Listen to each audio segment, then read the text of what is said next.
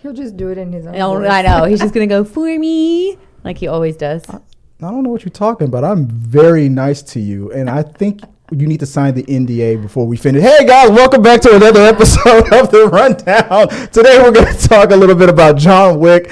I'm going to go into my Call of Duty geek mode, and then we're going to run down the Oscars real quick before this Sunday. So check it out later, and sit back, relax, and subscribe, fools. Hey, guys. Sorry about the fools thing. It was an accident. I didn't mean it. Welcome back to another episode of Rundown. I'm your host, Chris Fagan. Sorry about starting the show off late yet again. I humble myself before you and I beg your forgiveness, but it was all Tabatha's fault. Speaking of Tabatha, let's introduce my wife, Joy. Hey, babe, how you doing? Hello. And the person I've been giving grief to, who's going to probably slash my tires later. Yes, it's going down. Why does it got to go down? It's going down because I don't get even. I get ahead. When people say it's going down, then the police have to get called later on. But I don't call the police. What do you do then? We handle this shit ourselves. She's like, I'm from I'm the south surprised side. when you said it's going down that he didn't go, and that's what she said. Right? That is definitely That's what he his- would do. Favorite thing. I mean, that's their favorite thing? What's that supposed to mean? I said that's his favorite thing. You heard it though, right? Mm-hmm. Okay, so as long as I'm not crazy, okay. Anywho, speaking about, let me see if I can adjust that before. Is there a net in the house too? I hate those things. All right, let's get started with the show because we already started off late, and I promised that I was gonna rapid fire this mug. So let's go to the first act. Before we get into that, I want to let you guys know how the show is going to work. Act 1, we're going to talk about headlines from the force feed. Tab is going to help us out with that. Act 2, Joy is going to go down the entertainment news and the trending topic stuff. Then we're going to do some reviews and some reactions and some things like that and rankings and blah, blah, blah, yakety schmackety. If there's time, maybe we'll go over some We Got Your Mail. I'll make a little announcement, and then, all will be right with the world. But before we get started with all that, Tabs. Sir. Let's go with the force feed. What's going on with the headlines here now? First one, TMZ, cocaine cat, wild African cat in love with the cocoa, tests positive for cocaine in Ohio. Cocaine cat. Now, let me make sure that the stuff is running right. Okay. Yeah. Yes. I read that headline and I was like, I immediately said, Cocaine Bear didn't do that great in the box office. And guys, we're checking the chat board, so please comment on everything that we're talking about.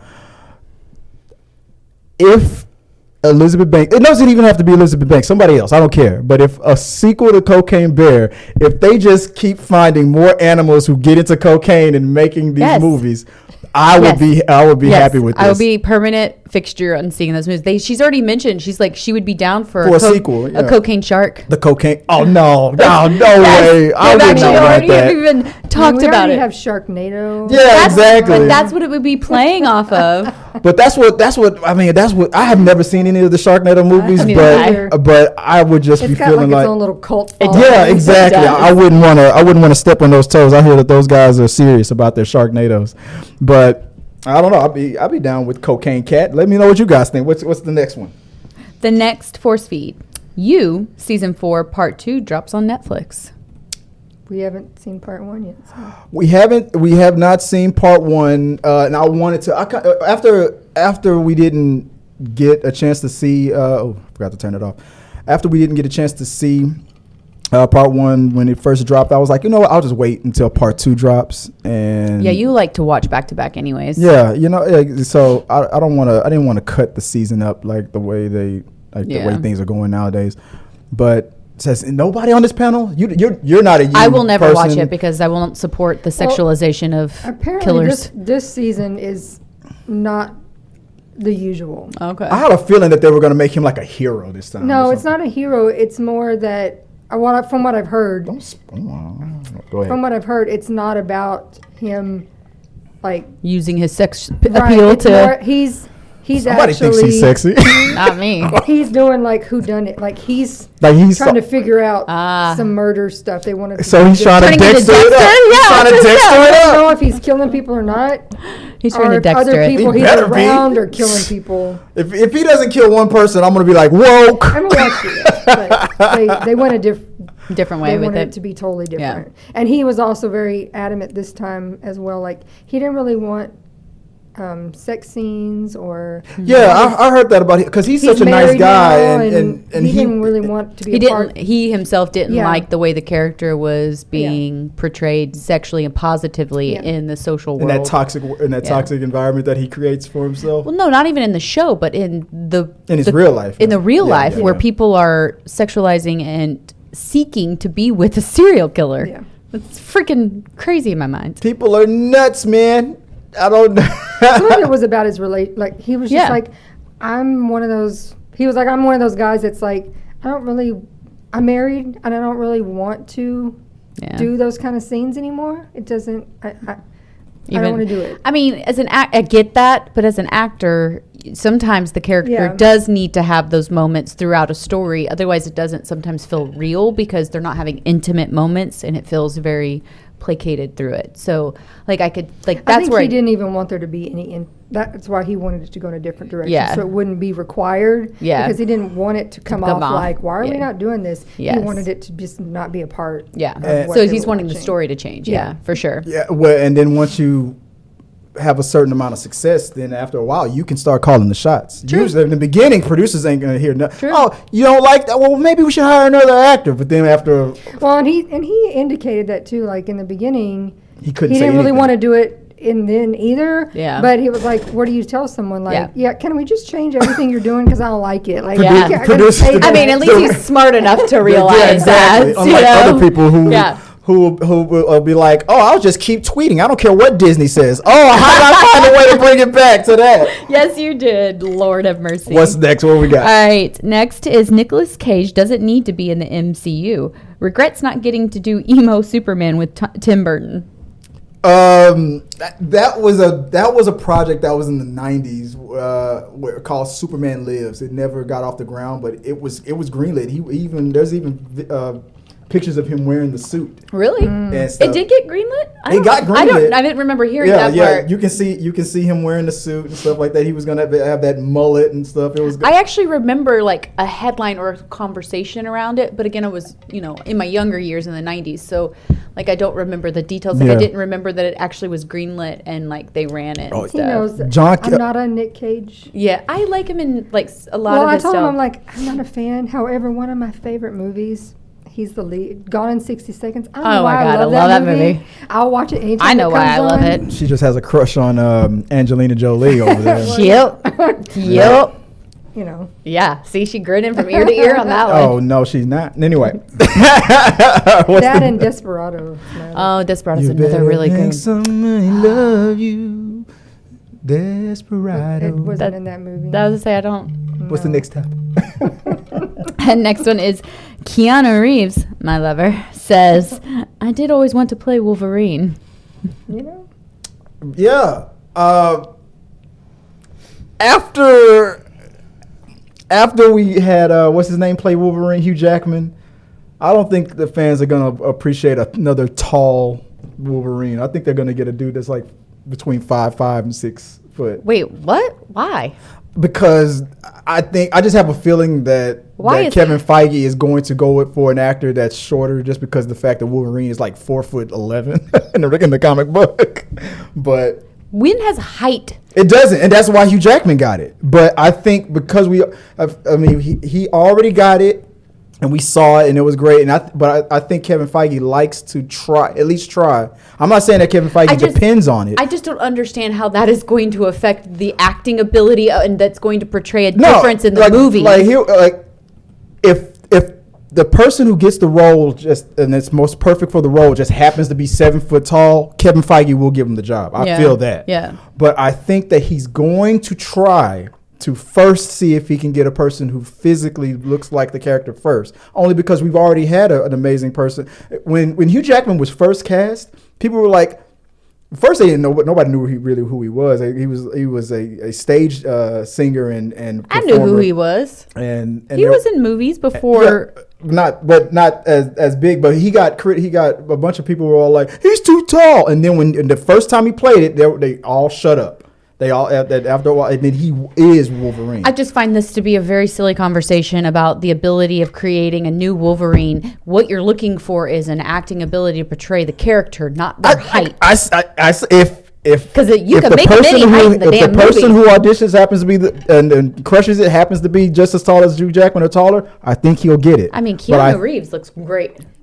I would rather him be. I would have rather him been like Doctor Doom. Doctor Strange. Oh, I could see him. I could have seen that. I could have seen him doing. And speaking of Nick Cage, everybody also wanted him to be Ghost Rider. The guy on the motorcycle with the skull. I'm talking about Keanu Reeves. Oh, Keanu Reeves probably would have done that a lot better. Wow, man. I don't really notice height and move in. Thank God, because I wouldn't have had a chance. Like I don't, unless they're specifically. Why is she laughing so hard? Unless they're specifically putting it on screen so that you can tell the like. Yeah, it looks bigger in screen, baby. Look at this really short guy, so that you see the difference. It means nothing to me. It's like you see a movie, and then when someone writes online, did anybody know that he was only this? No, I didn't. Tom Cruise being a very good example. Jean-Claude Van Damme. There you go. Very short peoples. Yeah, no, it doesn't make any sense to me. Mini Van Damme. What's next? Oh my gosh. Next, House of Dragon showrunner promises 5 new dragons. Yeah. Okay. I'm excited, but 5 new dragons. Yeah. That means that there's going to be 5 new births, because typically don't they get the dragons with the births? There was a bunch of eggs in that cauldron. So whose babies he's gonna be? I don't care as long as these dragons take out what's his face after what he did in that final episode. I don't care. One of these dragons better be bigger than his. That's all I know. All right, what else? Michael B. Jordan spearheading Creedverse in works at Amazon across film and TV. That makes sense because isn't the Rocky franchise, isn't that MGM? Actually, I think it is MGM. Amazon owns MGM now. Oh, okay. So it makes the most sense. Okay. I don't think he would have had a choice. Well, true. If you want a series, it's coming to Amazon. So what do you think about that, baby? Do we need more Creed? I haven't seen them yet, but yeah.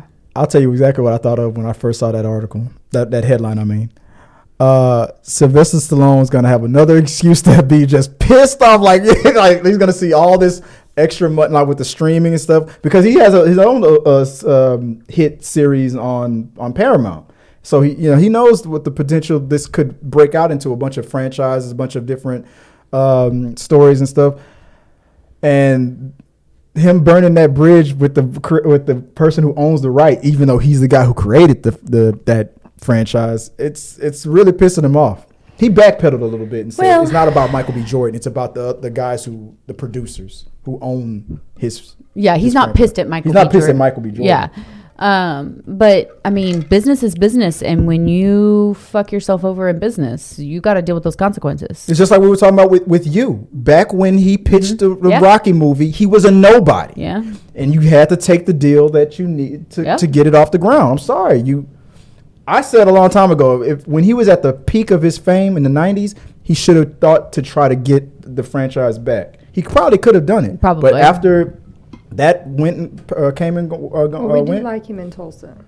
You like it, yeah. I haven't seen that. It's good. It's good. Yeah. Oh, yeah. You would like that. You would like it. What is it on? Paramount. Oh, okay. I have the Paramount. I said my free trial membership is still active. All right, do we have any? That's it. That's it for the headlines. Let's go into Act 2 real quick. 2. Talking about entertainment news and reviews. This is about the time where I would probably play a transition thing, but we don't have time because I started so late. So let's just get right into it, babe. What's the first topic of the week? Chris Rock released a year's worth of frustration about being slapped at the Oscars by Will Smith. One of the things he was quoted to say was, None of us knew that Jada cheated till she said so on her show as she interviewed Will. None of us have ever been interviewed by the person who cheated on us on TV. Let's ask the viewers in the comments and the crew to tell us what they thought of the special and the situation. Yeah, if any of you guys, if you guys have seen it, what did you think about Chris Rock's latest Netflix special? We watched half of it. I didn't get to watch it yet. Yeah, I'm gonna be honest with you. You're not really missing much. It's not really that funny. There would be a few things so far that would come out and you'd be like, that was funny. Okay. But then other stuff you were like, really? I'm quite surprised. I was too. I thought he was gonna come swinging like he did on his he's scared bring the prank. He's scared to get. Oh, well, you know what? I kind of agree because I kind of mentioned that when we were watching the half that we watched, like spoilers.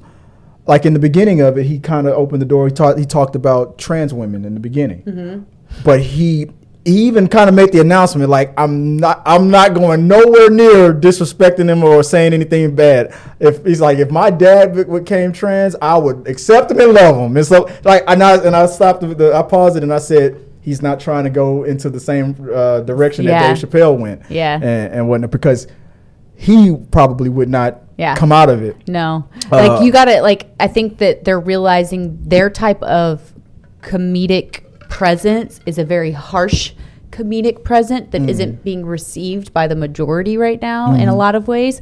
And I think that sometimes that makes them hesitant. I don't necessarily think that everything he says is great, but I really think he's freaking hilarious. I think he's a genius. I think some of my problem that I had was that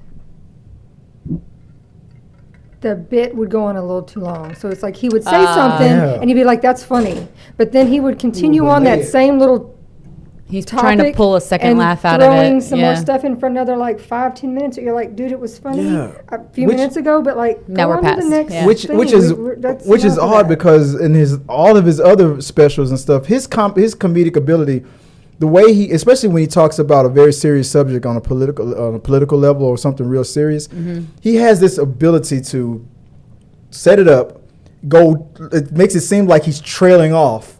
And for 5-10 minutes, and then he brings it back home to the original point in a genius way that no other comedian I've ever seen do it. But you only saw half, so maybe that does happen. I mean, but he didn't do it in any of the jokes, though. But he's known for doing it at the very end. Maybe the whole special is going to be to tie up at the end. But I haven't seen any of it, and you haven't seen the last of it, so that could still happen.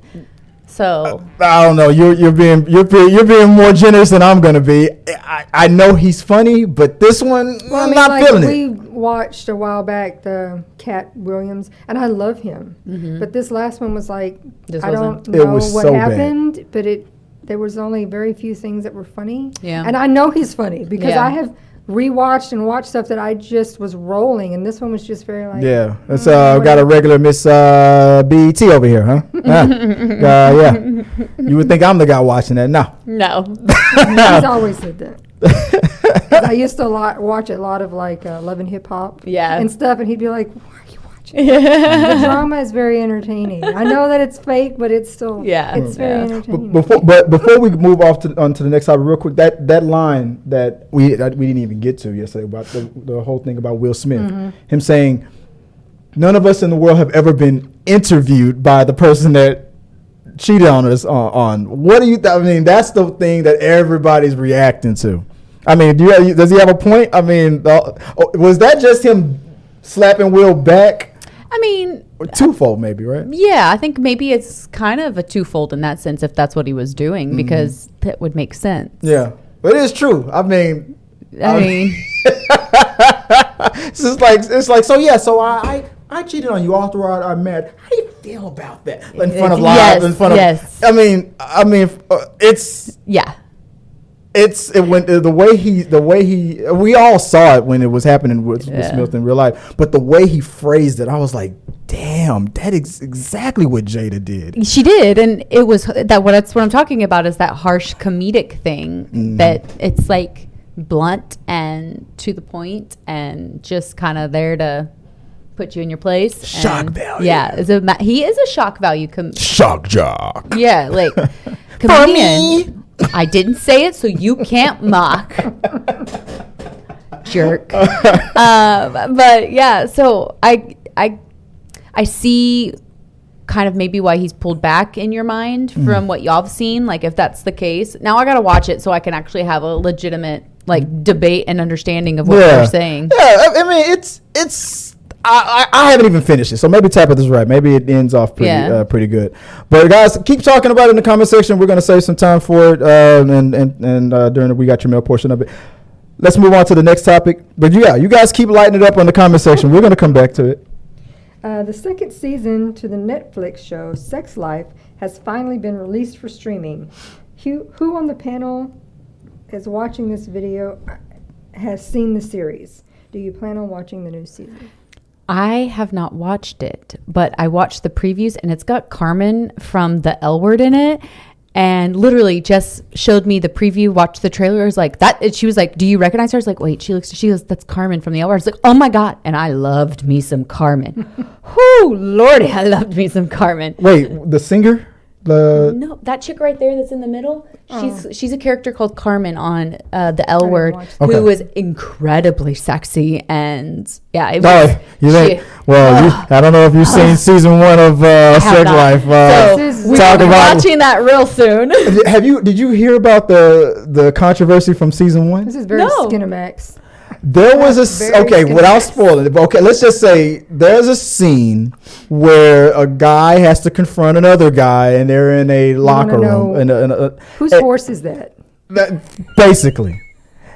So when this thing was seen by the world on Netflix, people were all like debating about it. It caused the debate. And then a couple of months ago, recently, what are they called? The sex choreographer, the person who does whoever that person is that choreographs the sex scenes and stuff. Ooh. She revealed on TikTok or Twitter or something. He said, no, that was real. I mean, he said it himself, but people were still like, So how do you get to become a sex coordinator, and how do you study for that job? There is actually people on TikTok that talks about that all the time. Movies and stuff all the time. Like how they do this, how they do that, what the proper way. How do you practice? How do you get in the know of this information? Like, you just got to be real good at it. I'm kind of curious as to how this happens. She will talk to people that will like argue with her that of course are not in the business, that were like, I watched that movie. It was real. Like the sex was real. And she's like, I promise you it's not real. Yeah, she's like, we do a very good job at making it look that way, but I can 100% assure you it is not. They're like, no, I saw a squirt. Anywho. But guys, but I'm going to have to rewatch season 1 because it's been so long. This is going to be a real feat, and he is going to sacrifice his time and his energy to basically watch porn. Like, damn. Like for research for the show. I didn't know if it was even going to get another. We didn't think exactly. It was so long, and I didn't believe them when they said they greenlit season 2. But then, boom, Netflix dropped it out of nowhere. I kind of thought the way it ended, if they do another season, is it going to be like all new characters? I don't. You know what? Maybe so, but I want to go in blind. They kind of feel like they wrapped up loose ends, so you felt like, if they do another one, what would they do? Would they go a whole nother direction? He wrapped up a loose end on her. Oh, God. Well, guys, let us know if you're watching it. Let us know what you guys think about season 2. Don't spoil it because I haven't seen it yet. So I'm going to have to rewatch season 1 and then get back into the swing of it. Anyway, let's move on to the next topic of the week.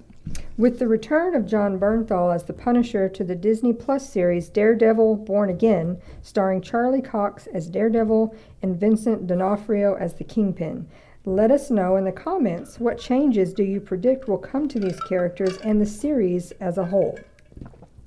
This was a conversation that I knew I was going to be really solo about on it. Yep. About this one. I'm pretty sure that I'm the only one at the panel that you saw Daredevil a little bit. I watched all Daredevil. Yeah, we saw it. So the question I was going to propose was, I watched The Punisher with you. Now that The Punisher and Daredevil are coming to Disney Plus, same actors, Charlie Cox and D'Onofrio, that are returning to play their roles, and you haven't seen Daredevil. Was it actually good? It was pitch perfect because it's Netflix did outstanding job really with Daredevil with Punisher. It's one of those ones that can just be done really wrong so easily that I get nervous about that storyline. I'll tell you. I'll pitch it to you right now. With the Daredevil character is a guy, have you seen the Ben Affleck version of him? Oh yeah, I mean, so you pretty much get a gist of him a little bit. And Punisher, the Punisher. Yes. Netflix did not hold back on the Punisher as far as being gory and brutal and stuff like that. But what is unanimous, despite the fact that Netflix wasn't connected to the MCU, but people wanted it to be because it was so well done. Despite the fact that it was bloody and brutal and very grown up and sophisticated and all that stuff, the most agreed upon scenes in the Daredevil. See, I'm just seeing if those are working. What is mostly agreed upon by the fans is the best scene in Daredevil season 2 with the Punisher was when they were on a rooftop having a 10-minute long debate. No fighting. The fight already ended. Yeah. But a debate. I mean, one of the best lines and conversations I've ever seen. I mean, the whole philosophy, because Punisher is the guy who kills and Daredevil does not want to kill. I mean, when John Bernthal, when he delivered that message, he's like Red, he calls him Red because I don't understand you, Red. I mean, you take somebody down, he goes to jail, he comes back. When I take them down, they stay down. I'm like, and they're just having this conversation about why it's bad to kill, and Punisher was just loading his gun like, I don't know what the fuck you're talking about. It's the best scene ever. Just the philosophy alone was great. I'm wanting to know. I mean, because we saw some Instagram posts with, I don't know their names off the top of my head, Luke Cage and Jessica Jones, who were like out and about together and posted a photo. I think they're sneaking something on us. I think they're going to be in it too. What's going on here? Tabs, we're going to have to get you to do a first time watching all right. of these seasons. I recommend it. Okay. And they're not. They may. Some of them might be the same actors, but we all know that this is a different universe. They're going to have a different take on it. The question though that I'm posing, that everybody's asking, is how Disney-fied will Punisher be? That's actually Netflix is very bloody. That's actually a good question. However, I think Disney has been getting like less and less to their. I mean, they have it where. I mean, they have the Netflix seasons on Disney Plus, but you have to put the parental code in there. Or whatever. Andor gives us a glimpse on how bleak and bloody dark it can get. There's some adult things that are coming into Disney Plus that I think are taking that shine away from what they kind of do with all their movies and shows. So I'm hopeful for that. Will we see a Peter on Disney Plus? One day. A P and a G. One day. We can only hope. Hi guys, look at this. Guys, let us know what I want to hear that from you guys in the comment section. What do you think about the Punisher joining the new Daredevil season? It's not connected to the Netflix series, but let's see what they do. What do you think, or how Disney-fied it's going to be? Will they push the PG-13 envelope, or will Captain America come out of nowhere and be like, language? All right, what's the next topic? Sony is worried that Microsoft could sabotage PlayStation versions of Call of Duty if Microsoft's acquisition of Activision Blizzard were to be approved. Sony submitted documentation to the UK's Competition and Markets Authority saying that Microsoft could do a variety of moves to make the Call of Duty franchise on PlayStation unappealing to play on. On January 18th, 2022, Microsoft announced its intent to acquire Activision Blizzard for $68.7 billion in cash. Under the terms of the agreement, which would be expected to close by spring 2023, pending regulatory and shareholder approval, Microsoft would own Activision, Blizzard Entertainment, and King under the Xbox Game Studios brand. The acquisition would give Microsoft ownership of franchises including Call of Duty, Crash Bandicoot, Spyro, Warcraft, StarCraft, Diablo, Overwatch, and Candy Crush. Gaming fans, let us know in the comments. Do you think Microsoft will play dirty with duty? Dirty with duty. You see what I did there? Yeah, I did. This was a conversation I was planning on really having with Sean, because me and Sean play this game religiously. I don't know if you're a Call of Duty fan. Not Call of Duty, but I am an original Warcraft fan. Like original. I played on the PC the very first game. Okay. This is, but I played throughout until it became an online game, which is WoW. And my brother and my dad are obsessive WoW players. Been around. I used to be forced to play the game of a character of my dad and do one freaking task so that he could do whatever he needed while he handled something else because my dad played multiple computers at one time. Okay. Like that's the seriousness of this. So I don't play, but I'm just. She watches me play. If you are acquiring them, and you are paying money for that, you want it to make money, so why would you sabotage? Screw it so bad that it's ruined and no one wants to play it, because then therefore you just paid a whole bunch of money for no reason. Because the concept is they're going to drop PlayStation to make it an exclusive for to get it on Xbox. Then they're getting a double hit. They're getting an Xbox purchase and the game, right? The game purchase into their company versus where people could the gaming console was outside of their company, even though they're maybe still getting the gaming purchase. So they're trying to get a double market hit and create a monopoly, and that's where the big problem comes into play. I mean, Call of Duty is one of the biggest games out there. Microsoft, who creates Xbox, and there's Sony, who creates PlayStation. They both get a version of this. They get these games when they come out equally. If back in the day, it used to be one console would get the game a month sooner or before the other one, things like that. Then Sony started just getting every year after year, it was just all Sony. And then Microsoft was like, well, you know what?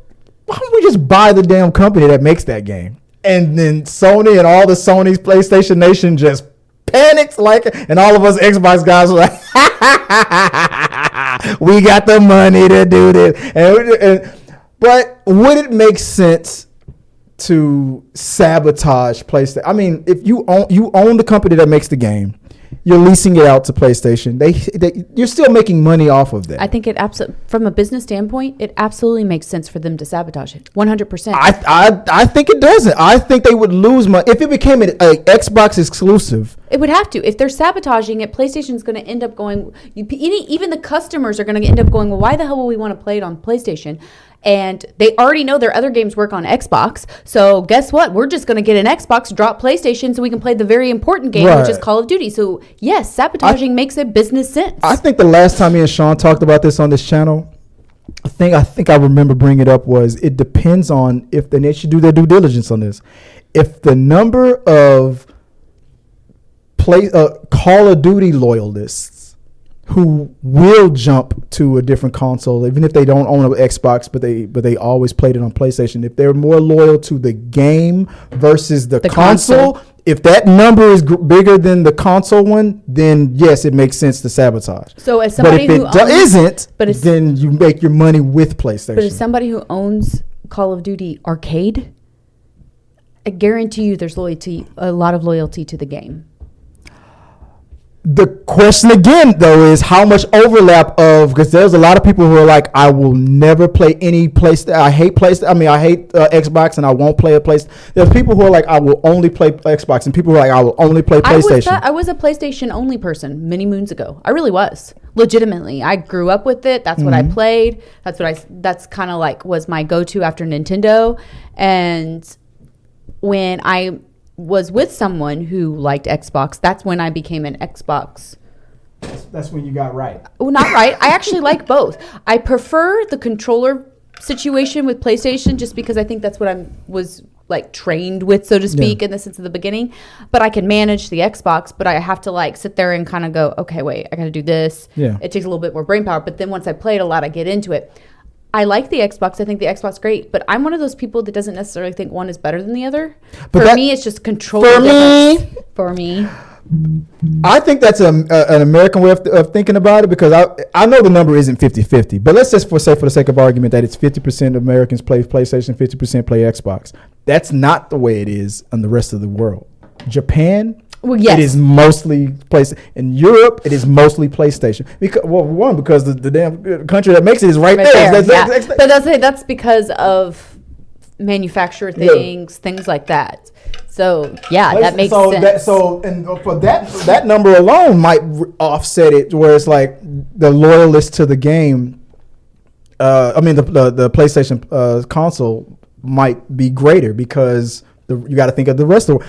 And if that's true, then Microsoft, they're not going to sabotage it. But if it's not true, even if it's close, then yes. Yeah, it's going to come down to numbers. That's really, like you said, it's going to come down to the actual percentage or idea of the statistics of loyalty for the game versus the console. Right. I completely agree with you there.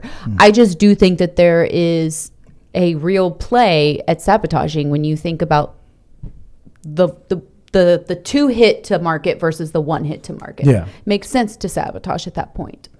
Hey, see, business owners coming together, counseling Microsoft. We're that devil on Microsoft shoulder. Do it. Only through your hates will you be stronger. All right, guys, let us know what you think. If you're a gamer, share your thoughts on that, because I wouldn't be surprised either way. But I'm an Xbox guy, so wing no matter what. Let's move on to the next topic, babe. Let's take a look at Variety's articles on the final Oscar predictions. We want everyone to share their predictions on any category in the comments for us to run down. But our panel will only be focusing on Best Picture, Director, Male and Female, Supporting, and Lead Actors. Yeah. Let's see if I can pull this up really fast. Yeah, there's a lot of categories, obviously, and we don't have time to go through all of that. Yeah. But so I only decided we're only going to talk about Best Picture, Best Director, the leads, and the supporting roles, male and females. But all you guys, so if you put in the comment section, or if you super chat, please super chat. I'm like, these lights are getting cut off, man. Let us know what you guys think, what your thoughts are on who's the winners are going to be in whatever category, and we'll run them down here on the show. Starting off with, this is what Best Picture they have for Best Picture. This is what Variety's prediction was for Best Picture. Yeah. Let me see if I can pull. There we go. So I won't read the whole thing. I'll just show you the chart that they had real quick. And this is the order. If I'm reading this chart correctly, I think this is the order that they have it in for their predictor, or they feel like everybody else is thinking. Number 1, Everything Everywhere All at Once. Number 2, Top Gun Maverick. Number 3, The Banshees of Inisherin. Number 4, All Quiet on the Western Front. 5, The Fabelmans. 6, Elvis. 7, Tar. 8, Women Talking. 9, Triangle of Sadness, and 10, Avatar: The Way of Water. But the person, I guess, writing the article, their prediction is they think it's going to be Everything Everywhere All at Once. Everything Everywhere All at Once. I would not have thought the momentum has shifted to that movie. Yeah, I mean, we haven't really seen Top Gun win anything at all, except for like their production. The one point that somebody made and all that kind of stuff. So I don't see it suddenly all of a sudden winning Best Picture. Yeah, no. The one point that somebody, you loved it. I do, but I'm just saying, looking at everything else it's been up for, it's gotten nothing but the behind the scenes stuff. Because you loved the movie. Throw out what your prediction would be in the sense of like based off what's happening. Would you put that movie as the Best Picture out of those options? Are the ones that you've seen, at least, like to be the winner? Yeah. Or just what would be your pick? Would you be upset if let's say it was down to Everything Everywhere All at Once and Top Gun Maverick? Would you be surprised either way? No, I just don't see it winning. Okay. I really think. But would you want it to win over everything? I mean, I did enjoy it. I thought it was fabulous, and it was a feel good. Like it really. Yeah. I'd watch it over and over again. Okay. Steven Spielberg even said that movie saved Hollywood. See it. Yeah. The way they judge things, I don't. It's kind of like it's kind of an action movie. It's kind of a movie that goes into the Marvel category. It's like it's never going to. That's what they're looking at it like. But again, this is the movie that even Steven Spielberg himself said it saved Hollywood. It made so much money out of nowhere. It saved Hollywood because we were coming out of the pandemic and everything, and that was the movie that crushed all expectations. I just think storyline wise and did you see you watched it? No, no, not that Top Gun, but I'm thinking about Everything Everywhere All at Once deserves because of the uniqueness of how they directed that movie, how that movie's story was, how it all came together, the actors in that movie. To me, it just encompassed it encompassed everything that you would want out of a best. I get that. I just personally, and I say that all the time. I do stuff like that all the time, and I'm trying not to. Whenever I know, and this year I said that I was going to try to catch up and watch all the movies that are nominated, but I haven't had time. So I want to at least see Tar. I do want to see Tar too. I'm trying to stop myself from saying things like that because I agree. Without have seen all the other ones, because I know I'm not being fair. Yeah, I love Everything Everywhere All at Once. But then I'm like, how do I know that if I watch Tar or All Quiet on the Western Front that I might go, no, that's the one. I don't know. You're right. But like Tabatha, I did see Everything Everywhere All at Once. I know. So it's so good. It's just so good. All right, let us know what you guys think on that. Let's move on to Best Director real fast. And I'm glad these categories are shorter. For Best Director, they had on their chart, let's see, Daniel Kwan for Everything Everywhere All at Once, Steven Spielberg for The Fabelmans, Todd Fields for Tar, Martin McDonald for The Banshees of Inisherin, and Ruben, is it Osborne? I can't read. I can't read it either, and I refuse to cover my beautiful face with my glasses. For Triangle of Sadness, only one I've seen is, even without seeing all the other ones, I'm still gonna predict that I'm gonna come back to it is Steven Spielberg. It's between Steven Spielberg. It's Steven Spielberg. He's the greatest director of all time. And that's and if the fuddy duddies of the Academy have their way, I'm pretty sure a lot of them voted for him. But I think it's between him and Triangle. I just think I get that he's a wonderful. Not Triangle. Everything Everywhere All at Once. I get that he's a wonderful director. That we all know this. Best director of all time. I do not think he's a GOAT. He has won Oscars for almost every genre. But in my opinion, Everything Everywhere, who would be the GOAT? All at Once is as a director viewing, the work that was put into that movie and how unique it was, and it was a new way of viewing a movie that to me crushed. I agree, but I want to circle back to your previous comment. Who would be the GOAT then if he's not the GOAT? I don't have an answer for that now. You can't, because he's the GOAT. But no, go back. But Everything Everywhere All at Once, though. For me. I think because I'm not willing to put him as the GOAT because I feel like it's nothing new anymore. That doesn't mean that he's still doing a bad job. No, he's still crushing it. But for someone to be the GOAT, they have to keep performing at a level above the newness. And he's not. To me, he didn't perform above Everything Everywhere. So he didn't deserve his Oscar for last year, West Side Story. I don't think that was. I thought it was a great movie. It was his first time doing a musical, and it got nominated for Oscars. Because I think that's because he has a name. At some point, your name carries you a lot. But there's a reason why his name carries him a lot, because he's that good. He's had wonderful movies. I'm not saying he has it. I'm not taking that away. I'm talking about disrespecting Steve. I am talking about how at some point someone new is going to come in and do better than your GOAT. No, I know that. Therefore, then he's not the GOAT anymore, because he can't be the greatest if he's not the greatest. I don't think that day has come, and I don't think it will.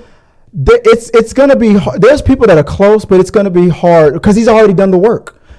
E.T. Wonderful. Guess what? He had to beat people previous to him that did the same thing, and he did it.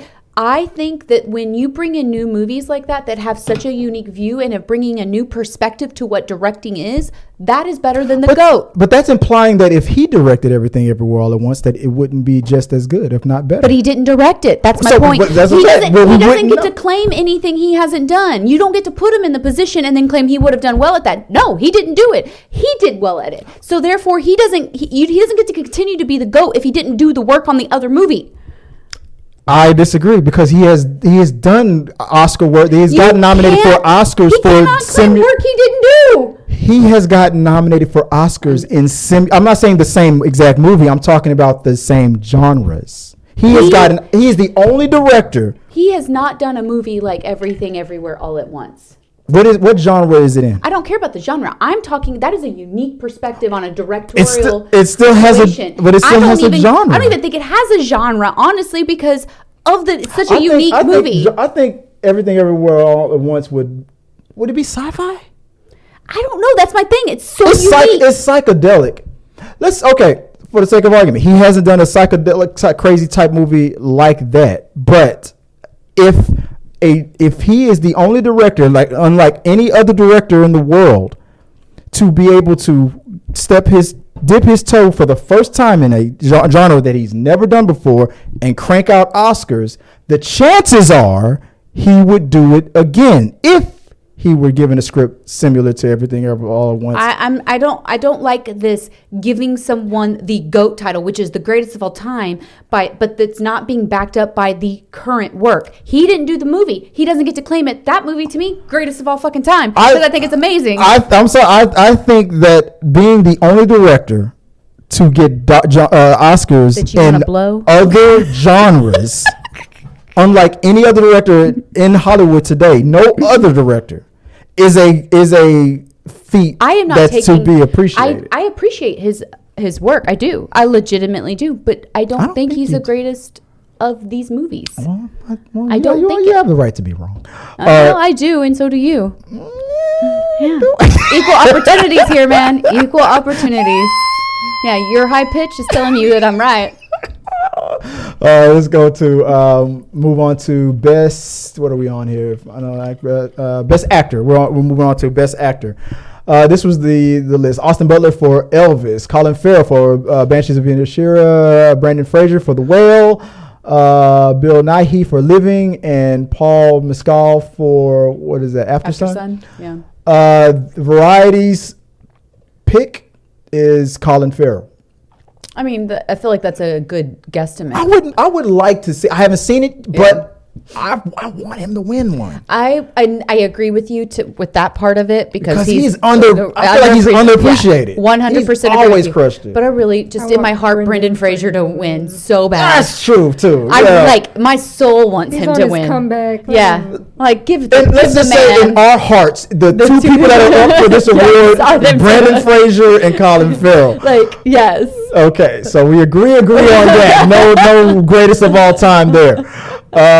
Moving on to best actress. Variety's pick is. I can't read that. Kate Blanchett. Is it for Tar? Kate Blanchett for Tar. Out of the Michelle Yang for Everything All at Once, Kate Blanchett that was ranked number 2. Michelle Williams for The Fabelmans, Ana de Armas and Blondie. I heard that movie wasn't that great. I actually did not get to see it, and so I think guys heard the same. For to Leslie. Their Their pick is Tar. I'm thinking I want it to be Michelle Yeoh, but I think it's going to be. Guys, I got a super crush on some Kate Blanchett. Don't get me wrong; she's a sexy beast. And I still think I want Michelle to win. Me too. Just because she was just my heart is with Michelle. My brain is saying Kate Blanchett for I agree. That's exactly where I'm at. What about you, Joy? I would like to see Michelle. Win. Everybody wants. This article also says that Everything All at Once is gonna sweep. If they sweep, people are gonna complain. They're gonna be all like, "It was weird, dude." People that don't like to see people of color win. Oh my god, I will smack a bitch. They're gonna be like, "Weird, woke." Whatever. It was that movie deserved it. There is nothing woke about that shit. Yeah. Supporting actor, we have on their list. Who is that man? I can't read that. From the list, we say K. Hugh Kwan from Everything All at Once. That's best supporting actor. Okay. Judd, maybe stop trying to be cool, Chris. Put the glasses on. For The Fabelmans, Barry Keoghan for The Banshees of Inisherin, and Brian Tyree Henry for Causeway. Brendan Gleeson for Banshees of Inisherin. Yeah, I don't know. And their pick was their pick is Everything All at Once. The picture doesn't. That's not the picture. That's not the movie. Oh wait, no, scroll back up. Is that him on the left? That's him on the left. No, that's a whole different movie, right? I was gonna say, what movie is that? I think that's the. They have K Quan on rank number one, but I don't know if that's the pick. That's my pick. I think he's gonna win it. Supporting actress. Let's end it off real quick with these categories. You already know who my pick is, but Karen Condon for Banshees of Inisherin, Jamie Lee Curtis for Everything Everywhere All at Once, Angela Bassett, your winner for Wakanda Forever, Stephanie Hugh for Everything All at Once, and Hong Chau for The Whale. And their pick is Angela Bassett. I think it's going to be. And if not her, Jamie Lee Curtis. If not her, Jamie Lee? Okay. So, guys, let us know. We're moving into Oscars. That's this Sunday. What do you think for these and other categories? Run down your list of who's the winners are going to be, and maybe we'll talk about it later. Are we now going real quick into... I'll show it to you. So... Reviews? Well, Peter is on your side, Chris, with the... For the GOAT? Yeah. Well, I'm sure a lot of people are going to be on his side. That's not going to change my opinion. He's listing all kinds of movies. I have not denied the movies. God, y'all think that this helps your argument? That's not the past. The past is not my argument. I'm just saying disrespecting the man's work. I didn't disrespect it. I said that I don't think that he is going to be the GOAT comparatively to this director for Everything Everywhere All at Once. I think that that director did a better job than him for this year. I can agree with that for this year. But when you talk about the GOAT, greatest of all time, if people are beating your ass. Steven Spielberg has never won, hasn't won every year. That's not how it works. Michael Jordan didn't win every year. He pretty much did. He won every time he got. He won every time he got into the playoffs, but he didn't get into the finals and the playoffs. How many years did he lose? I don't know I know for a fact that he didn't go to the finals every year. I will agree with you on that. That's a fact. But when he got to the finals, he won every time. But he didn't get to the finals every year. Steven Spielberg is getting to the finals, so if he doesn't win in the finals, then.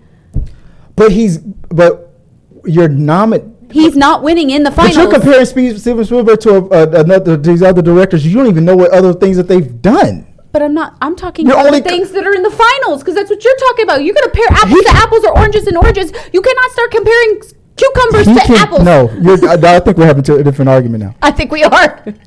Him losing does not negate the rest of his resume. I didn't say it negates it. I said that it doesn't make him the greatest of all time. In 2023.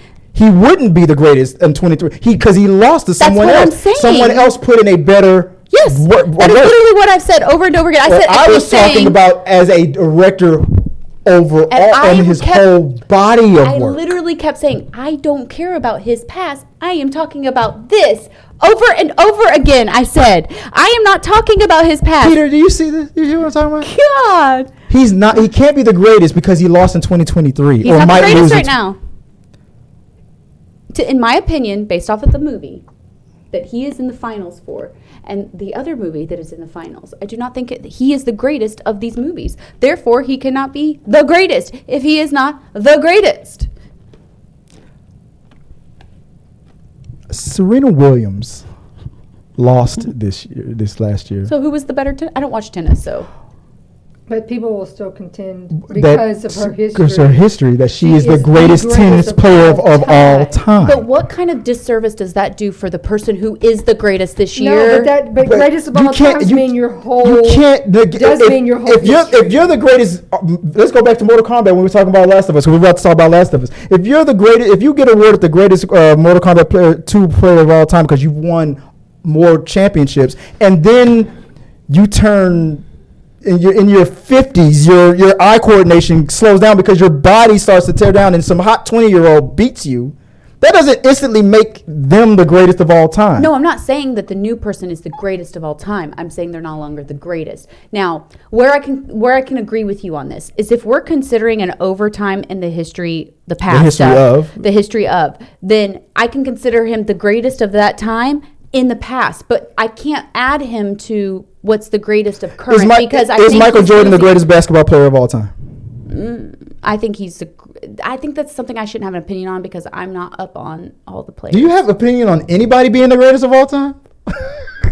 I just don't like necessarily. So that's what we're really talking about. That's what it is. You don't have a mentality of greatest of all time. I don't because I think that it does a disservice to the people who are putting in the work for now and that are doing either new or better or more productive. I'll put it to you like this.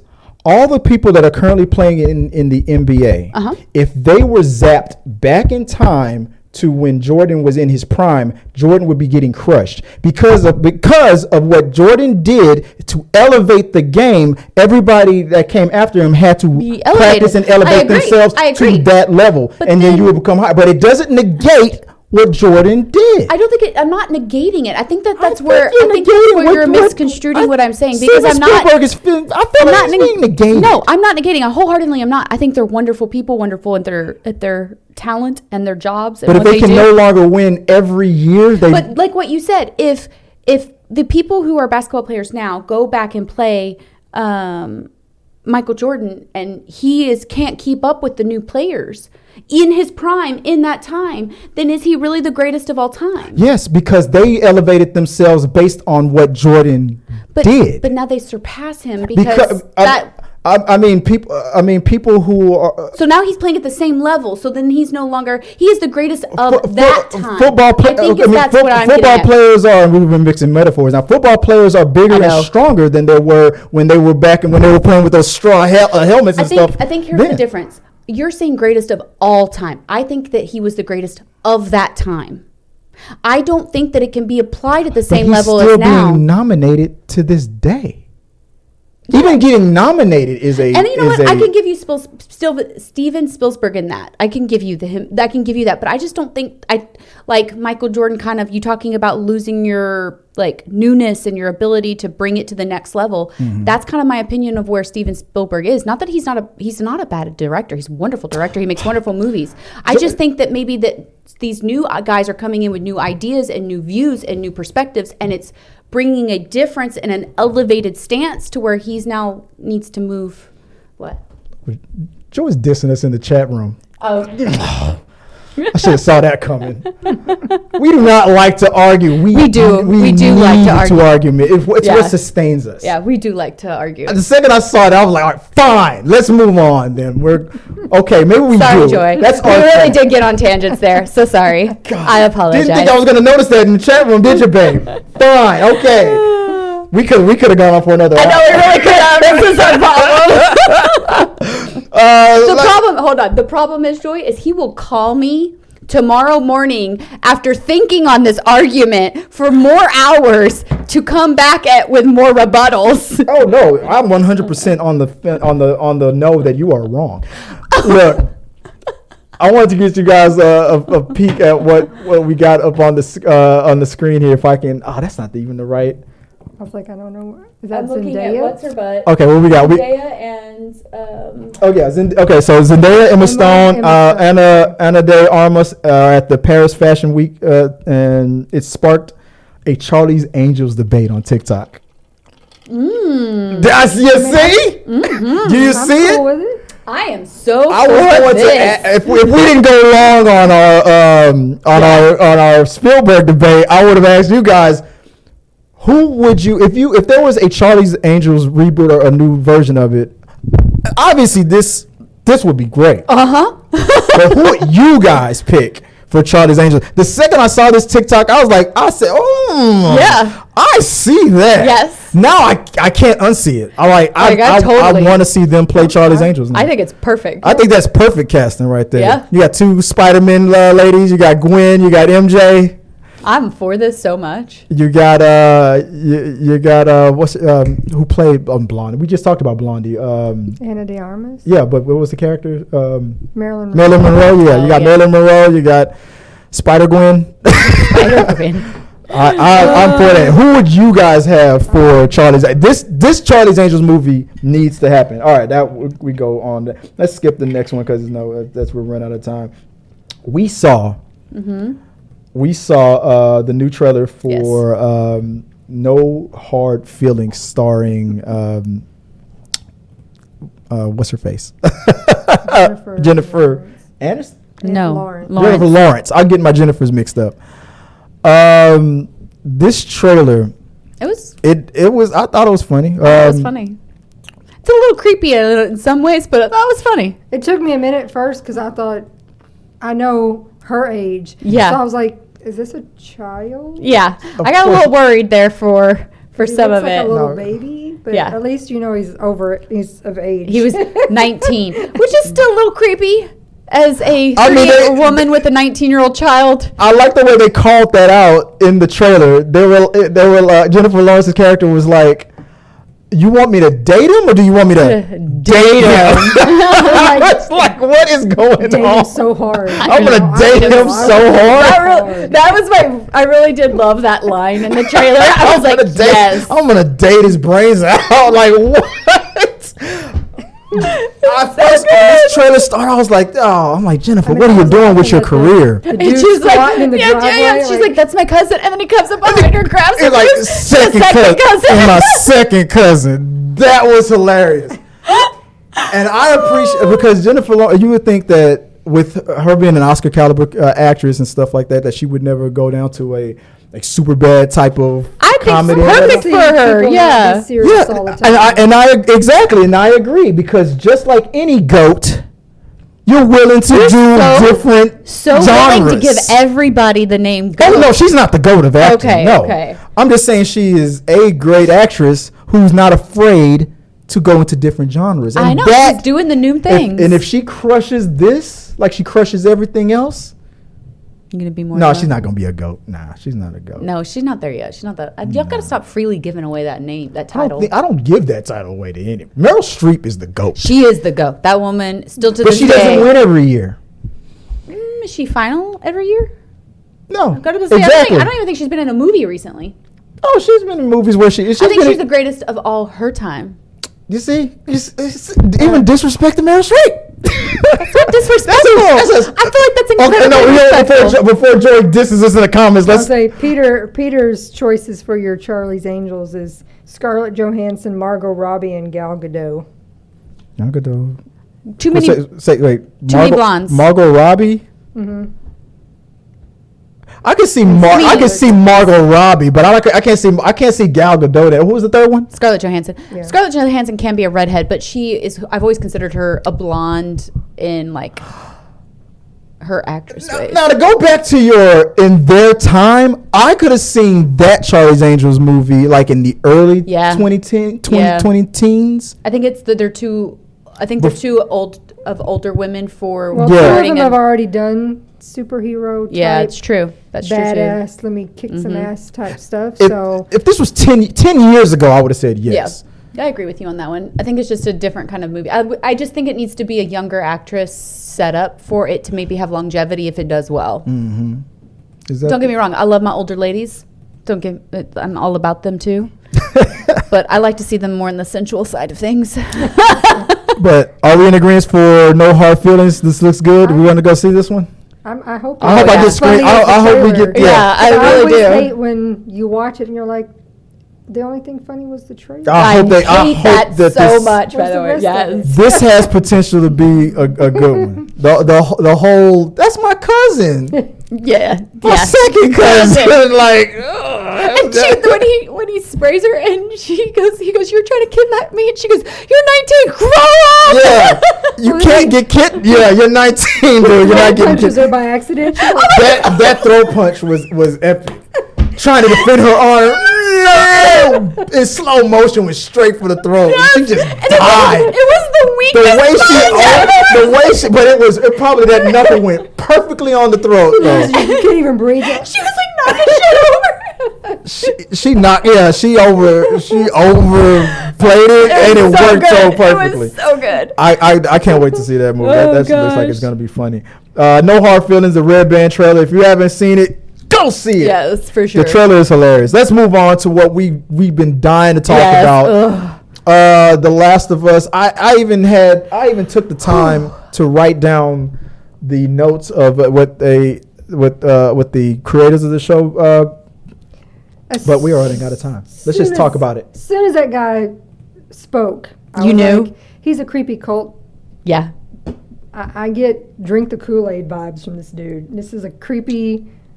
I didn't trust dude. him.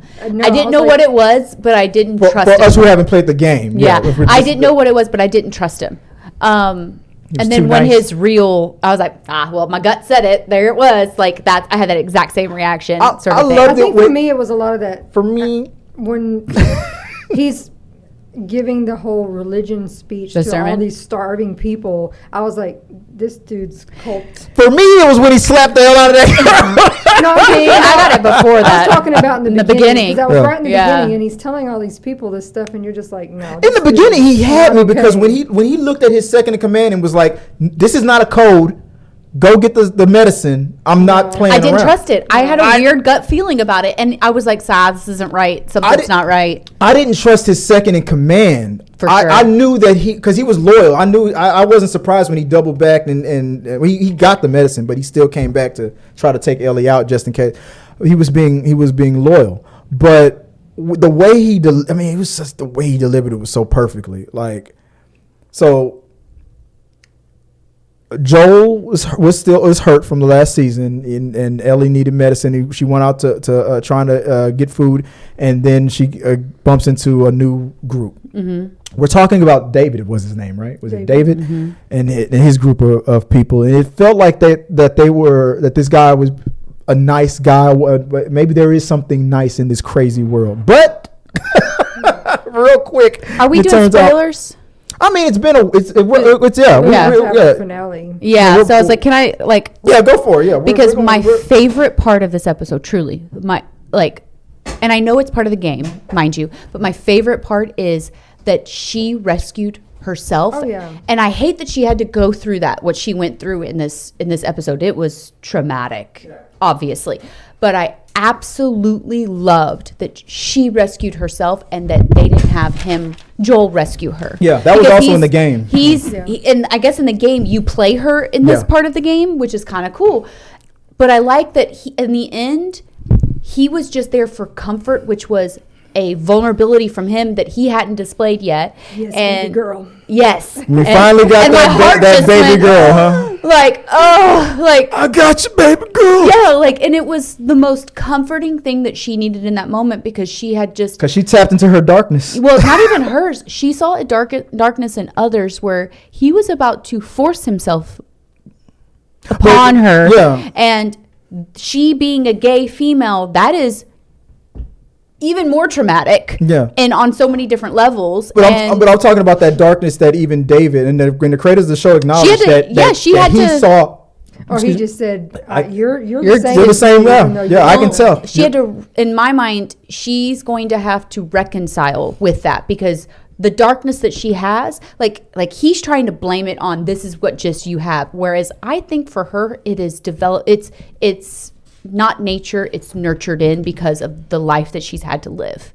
And so I feel like she's going to have to reconcile and forgive herself for the fact that she might have this darkness because of the life she is having to live, this apocalyptic life. Yes, it says right here in the notes, it says, I'll go to the other half of it. She was surprised by the accusation of being called violent by David. He sees a violent heart in her.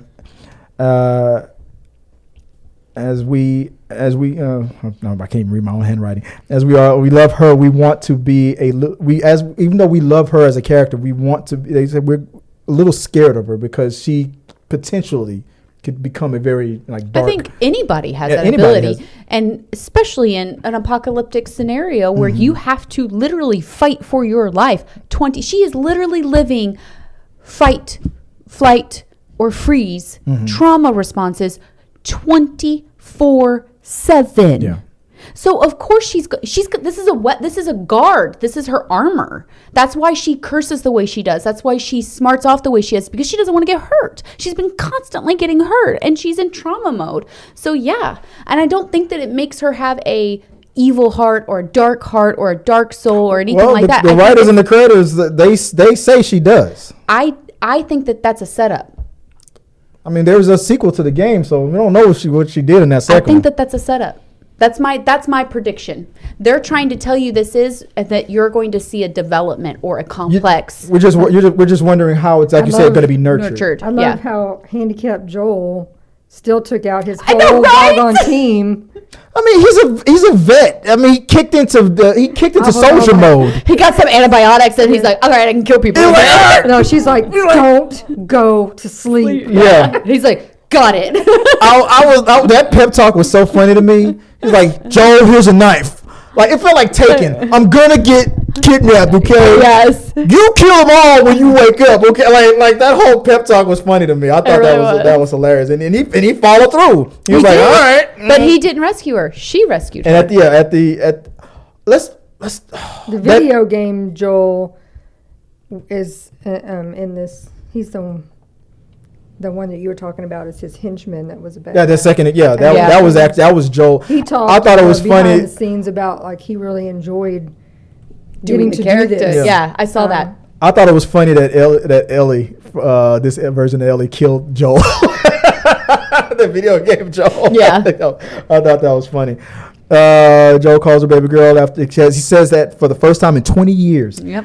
At the end, you see something snap in Ellie. The question is it permanent or can she find her way back? These are the notes. I wrote down everything that the producers from said. From behind the scenes, yeah. From the behind the scenes. That is the question. Is obviously just like Tabatha was saying, it's in there. Mm-hmm. But how will it be nurtured? If she bumps into enough Davids, she's gonna snap. Sad that our finale is the shortest episode of the whole season. Really? Is it? I haven't noticed that. Like 43 minutes. Yes. Oh man. Everything else has been like 50 minutes or more. Serious? So I feel like they're gonna jam pack all the action in it. Really? It's gonna be bloaters everywhere. You're gonna freak out, Tabs. We also get to see the video game Ellie is in the finale. She's the mother. Gonna be playing her She's mom. playing in a mom. flashback. I love that. Okay. All right. So guys, let us know what you thought of The Last of Us episode 8. I thought it was great. This show, if they stick the landing, perfect season. Perfect. I don't give the greatest of all time willy-nilly. I saw another little interview thing of Pedro Pascal talking about this show. Yeah. And it made me laugh because he calls her in real life, he's nicknamed her Belly because her name is Bella, and then the TV in this show is Ellie. And he's combined, so it's Belly. And I'm like, that's actually good because I find myself because the names are kind of similar. Yeah. Saying Bella. Oh wait, it's not Bella. It's Ellie in the show. Yeah. So yeah, he just smashed it together for you. Belly. He calls her Belly. He could do no wrong. Guys, let us know what you guys thought about that, and I can't wait to talk about the season finale. I'm the only. Me and Joe, we've seen all the Scream movies. Mm-hmm. In this next one, I want to do a quick ranking of the Scream movies. You have not seen any of them.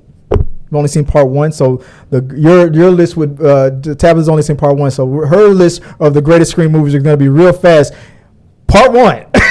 That's it. Hey, you know what? There's a lot of people online that would agree with that list. When you compare part 1 with all the others, the list is part 1.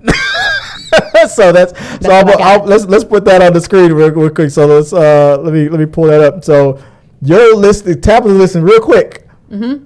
1. Scream 1. Yeah. That's her list. Man, look at that style. Yeah, I had such a crush on him. Skeet. That's such a crush. Yeah, I like Skeet. Again, he kind I was like, what are you the talking lesbian about? haircut. Him in The Craft. I watched Oh, that movie. The Craft. Yes. Joy. Love that movie. What is if you were to rank it right now? How would you rank the Scream franchise? Well, one's going to be. That's why I left it up there. I think that's across the board. 1 is 1. What's number 2 in your opinion? I think 6 might be number 2. That's moved. Number 6 is moved up to your. Is coming in hot. Okay. This movie comes out tonight, tomorrow. Yeah, Scream is out. So. Okay. So Scream 6 is your number 2. What would you be? What stands out to you? 2, 3, 4, or 5? Probably 4 or 5 next. I don't know. Which one? 4 or 5. 2, was it a jam of yours? It was all right. So I'm going to go in order what you said first. So number 3 would be your 4. Number 4 is Scream 5, which means number 6 is it's okay for 5 and 6. Is it 2 or 3? What's next? Which one did you like Maybe more? 2 and then 3. 3. Number 2. Okay, so 3 was the one you liked the least. And 3 is your least favorite. Okay, all right. That's Joy's ranking. And guys, in the comment section, let us know what your order is. For me, my order will be as follow. Let's go back to. That's not where we're going to. Let's get rid of all that. Let me take some time out to get rid of all these things that are in the way. So Natalie she went with us. I'm curious what hers would be. She was over in the corner. Yeah. I'm so glad I did not go try to see. You would have loved it. No, I wouldn't have. Joy's already told me the truth. Number 1 is Scream 1. Okay. My number 2, because it's going to confuse me with the order they're in. My number 2 is Scream 5. Okay. And then coming in right after that, and this could change. Maybe tomorrow it might change. And then number 3 is Scream 6. You liked 5 over 6. Only because I'm not gonna spoil it for you guys. No. The reveal of when you finally figure but I'll let you know why. I said this online. How they did Ghostface this time was way better than they've ever done it since part 1. But it still didn't make sense to me, and it didn't sit right with me even while I was watching it. And we talk spoilers, we can go into the details on that. So number 1, Scream 1. Number 2, Scream 5. Number 3, Scream 6. Number 4 would be. I went back and forth on this. Scream 4. 4. Okay, 4 is 4. 5. Number 5, Scream 2. 2. Okay. And then last and definitely least, You're Scream 3. We're opposite on that one. Yeah, no, 3 was your last. 3 was 3 was 2. Sorry, because I asked about 2 first. That's what made me think about it. I loved everything about Scream Scream 6, except for it's simultaneously, except for and because of the reveal of Ghostface. I liked it until I thought about it. So that's it. That's my order. So guys, in the comments section, let us know what your order is for the Scream franchise. Let's move on to the reviews. I want to talk about this because I don't have a cool what? I have a website. What? You can go to. The reviews are in for John Wick. And I'm going to let Tabatha go first on this because anytime Keanu Reeves comes up, I get all excited. Hot and bothered don't even describe it. I know. Doesn't even describe it. I should have worn my Many Faces of Keanu shirt, and I didn't. I know the video I sent you the other day. That was hilarious. Oh, so now y'all sharing videos. We share videos every day. He was reciting lines from all the. Oh my god, it was so good. So good. His career. So good.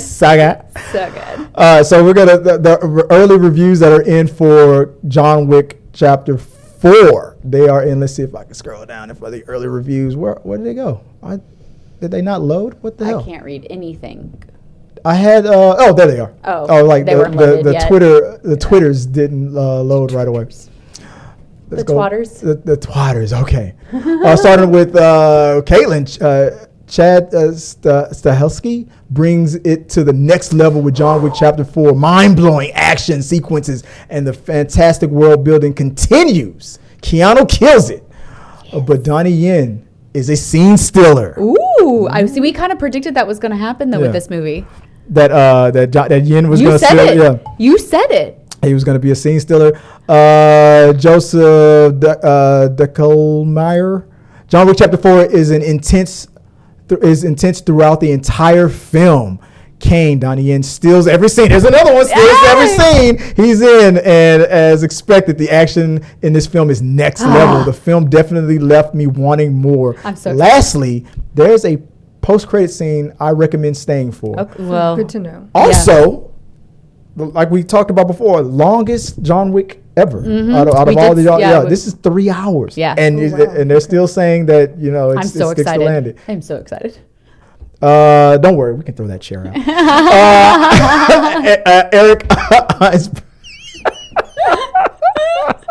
Eric Eisberg, I had reservations about John Wick Chapter 4, nearly 3 hours runtime, but the movie earns it. It's an epic with smart pacing that never lets the action feel exhausting, and the set pieces are phenomenal. Great cast of series newcomers. But Donnie Yen is the MVP. Hell yeah. But some people don't like to throw the word GOAT around, so we can't call him that. They said MVP. Potato. Boom. What we got next? Aaron Newirth. John Wick is incredible. A symphony of controlled and careful choreographed violence. Yes. Damn. That's my favorite thing about his movies. Every shot in the movie is interesting. The cast is great. The action is beyond impressive. And with such a long runtime, it never feels as though I want less of what's taking place. John Wick has always been very the cinematography, the way they use colors. It's the way they do John Wick is amazing. It's one of those things that I think really does take it to the next level when it comes to this series. They really Gung Fu. Well, they're turning these sort of popular idea of kung fu action fight scene driven movies, and they're making it important in the sense of there's more beyond it. There's more storyline. It's more in depth. It has more emotion. There's a reason for this fight scene. There's a story behind it, and it honestly brings it back to like the old school, like Asian style kung fu movies that have all this dramatic storyline that goes with these fight scenes, and it to me is just it's like chef's kiss. Amazing. That world building is next level. It's so good. Let's do a few more here. Is it Ian Sandwell? Absolutely a huge yes. John Wick Chapter 4 is absolutely huge. Yes, it's long, but it's outrageously good. Set pieces more than makes up for it. A slick, brutal, and stylish action epic that sees Keanu Reeves push himself further than before. Who doesn't like to see him push himself? That'll have fans talking. We already talking. In a world where Courtney Howard says it's brawny, bold, and badass, John Wick Chapter 4 brilliantly balanced. She loves bees. Brilliantly balances vested stakes with an absolutely spectacular high-octane thrill ride. A soaring, searing, scorching chapter in this saga. The wildest time you'll have at a movie this year. A pure adrenaline rush. Yeah, you know what I'm talking about. It's gonna probably be that kind of ending for me. Yeah. Wow. A little dab will do ya. All right. That's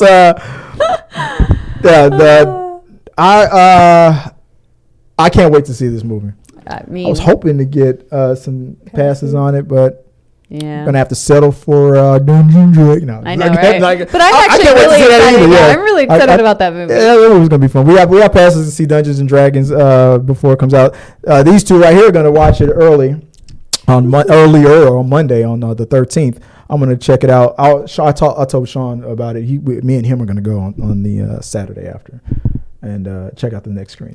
If they let me. Oh, gotcha. If they let, but I'll at least let you guys go check it out. Because Chris Pine, of course.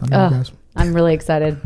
He doesn't know because he was making fun. He was like, "You're just in it for the Bridgerton dude." I mean, I watched Bridgerton. He's, it's not bad to look at. Anywho, he's got that lovely skin. Can we get serious for a second? He's so shiny all the time on that show.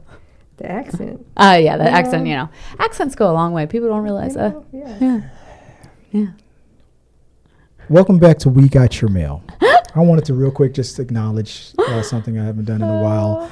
The polling. I won't go through all the social media. I'll just stick to the the YouTube channel. So I did a poll where I asked about the villains. Which of the Last of Us actors played their villain roles best?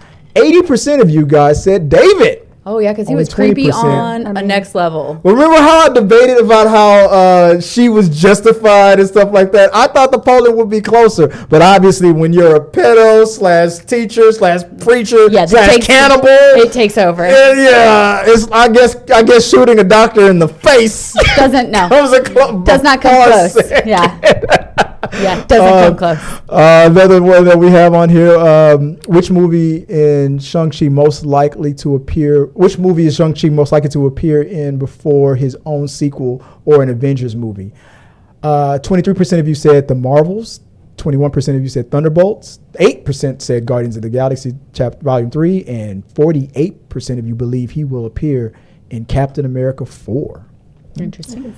And I'll make this the last one. Which Disney sequel are you looking forward to the most? 55% of you say Zootopia 2. That movie's great. But I got to say, Scar Origins, I mean, I'm a lover of The Scar. Lion King. And I just think that's going to be a cool storyline. I'm really looking forward to that. That got 22%. Coming in third place, Toy Story 5 at 18%. And hardly any of you guys are looking forward to Frozen 3. I'm so done with Frozen. You already, I have 3 you ready girls. to let it go? You ready to let it go? Do you know how many Frozen on Ices and shit like that I've had to go to? Yes, I am done. Make it go away. Right. I feel you. I got it. All right, guys. Appreciate you guys in the live chat as always. Thank you for reminding me. If me and Tabs don't get into heated arguments and drag on for 20 minutes about how Steven Spielberg is the GOAT. After I'm going to try to incorporate it after we do first, second, and third act. When we do We Got Your Mail, I'm going to introduce, and I wanted to have an example up, but I don't have it. I'm going to introduce something called the Rundown Wheel. Eventually, I'm going to get a physical wheel that we're going to spin. But for now, it'll be digital. It'll be a digital wheel. I have categories on display, and I'll give you an idea of what I'm talking about. So at the end of the show, because we've talked about wanting to play games and stuff. I mean, I bought props, zip ties, masks. Like Tab was like, wait, what? I didn't. I was like, I didn't zip ties. I didn't read none of that. Well, yeah, I was like, where are we going with this? No. Get there. So when it's time to spin the wheel, the rundown wheel, wherever it lands on is what we'll do to how we'll sign off the show. Maybe we'll record it for the members only portion of it. Maybe if we don't run out of time, maybe it'll be live streamed. But here's an example of what I have on the rundown. What I will have on the rundown wheel. There will be a selection for pop quiz. So I'll hit the button. I'll say pop quiz, hotshot, and I'm going to give you guys a pop quiz on whatever all the categories that we talked about. That's just make sure all of you guys at home and the panel, if we've been paying attention. So pop quiz is just literally a pop quiz of everything that we discussed. It's nothing major. Guess the flavor. Oh God, guess the flavor of what? Exactly. That's the game. I don't put things I don't know in my mouth. Just don't. Gotta know it. What about you, Joy? I don't know what we're talking about. Guess the flavor. It'll be a mystery box. I will sign a waiver. It will never be anything poisonous, disgusting, or anything. Like let's say all relative terms that you applied to the it will never, and I'm not on board with that. For example, I will buy 4 bottles of the different flavored waters or something like that, and see if you can tell the different brands. But if you put something that's going about like behind the box. Yeah, behind the box. Yeah, I know what you're talking about now. Yeah. But that stuff can get dangerous. Like water? Yeah, you put something in that water like Tabasco. No, I will not poison. I promise you, nothing will ever be spiked. That's not poison. That's the thing I'm saying. Yeah, I see what you're saying. Yeah. Another category would be Judgment of Characters. It's a game that I've been wanting to play for a long time, where we pick a character who is clearly a bad guy, and it will be up to the panel. One will play a defense attorney, one will play a prosecutor to defend. She's like, I'm out on y'all. For example, me and Tabatha will go into a debate on why David wasn't that bad or something like that. Yeah. Take a clear villain, and I or Tabs will do our best to try to defend them. That'll be a game called Judgment of Characters. Poor Joy on this. I'm so sorry. A game that we haven't played on the show in a long time. I think me and what's her name, Sarah Catherine Red came up with this vague synopsis Okay. You take a bunch of you come to the studio with already a bunch of movies or TV shows that you've listed off. You don't tell us what movie you're talking about, but you're very vague in your description of it. And we try to guess it. Okay. Vague synopsis. Okay. Take that. Try not to laugh. I feel like I could do that. Live chat picks the lines though. That's the game. Try not to. Okay. We're gonna do it. Try not to laugh. So that's a game where you guys help us out in. Yeah. That was you guys. fun. So for example, Tabatha will take a drink of the water or whatever liquid that she's drinking, and she will hold that liquid in her mouth. You guys in the live chat will feed me a bunch of things to say to try to get her to bust out laughing. That's how that try not to laugh will go. Live chat. Don't make me waste my vodka. Live chat pickup lines is what that try not to laugh. Another one, for example, is Smash or Pass. We've played that game before. Dirty Ripley reading. So your ears are gonna be muzzled. You can't hear, and you're gonna try to read my lips and see what I'm saying. Oh, yeah. Okay. I was like, what? Like, I'm curious on what you thought that meant. Well, you said dirty. You said dirty, and so I was lip like, reading, dirty lip reading. Well, you thought I was gonna put some dirt on my face? No. Like you're just making us say things that are dirty. Yeah, but at a whisper, like Joy. What did I say? What did I say? Joy's like, I know what you said. She's like, you say it every day. And we won't get demonetized because it's and you guys in the audience can feed us what to say on that too. And like stuff like, could you pick that up for me, babe? The Netflix box. Like if it lands on this category, there we have a Netflix trivia game, so Joy can show like stuff like that. There's stuff like that. There's more, but that's just an example. When we spin the wheel. If it lands on these things, these are the games that we're gonna play. So let us know hopefully by next week I'll have that up and running. So look forward for that.